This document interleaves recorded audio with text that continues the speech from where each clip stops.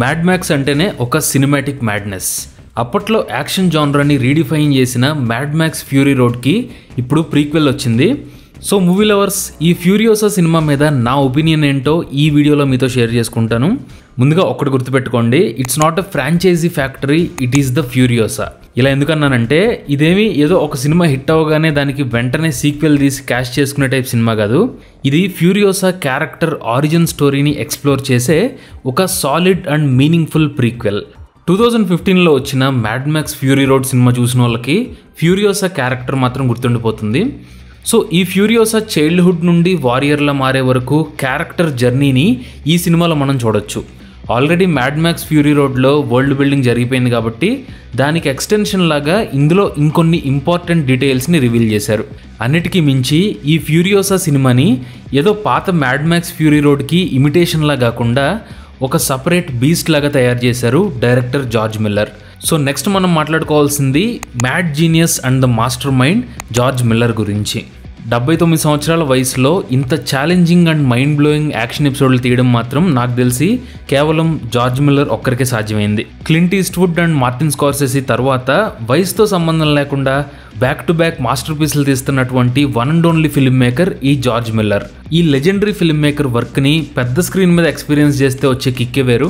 నేనైతే fury road సినిమాని అప్పట్లో థియేటర్లో చూడలేకపోయాను.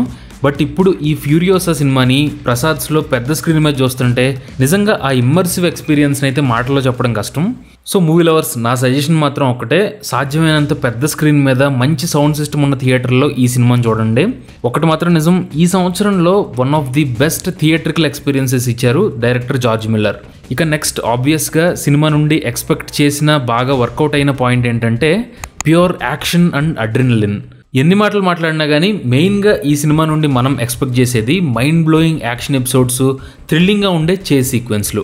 సో ఫ్యూరియోసా సినిమా ఈ యాక్షన్ పార్ట్లో మిమ్మల్ని అస్సలు డిసప్పాయింట్ చేయదు.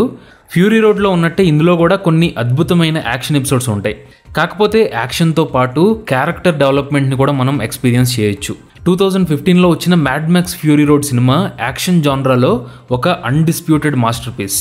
అయితే ఆ సినిమాకి ఈ సినిమాకి మెయిన్ డిఫరెన్స్ ఏంటంటే అందులో కథ మహా అయితే 2 రోజుల్లో జరిగిపోతుంది.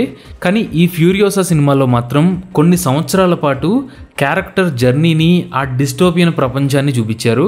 సో నెక్స్ట్ మనం మాట్లాడుకోవాల్సింది world of Furiosa and Dementus. ఈ సినిమాలో చాలా క్యారెక్టర్లు ఉంటాయి. మెయిన్గా స్టాండ్అవుట్ అయ్యేది మాత్రం Furiosa and Dementus.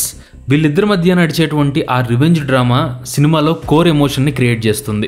Furiosa character చేసిన ఆన్యా టేలర్తో పాటు విలన్ రోల్లో క్రిస్ హెమ్స్వర్త్ పర్ఫార్మెన్స్ మాత్రం పీక్స్లో ఉంటుంది.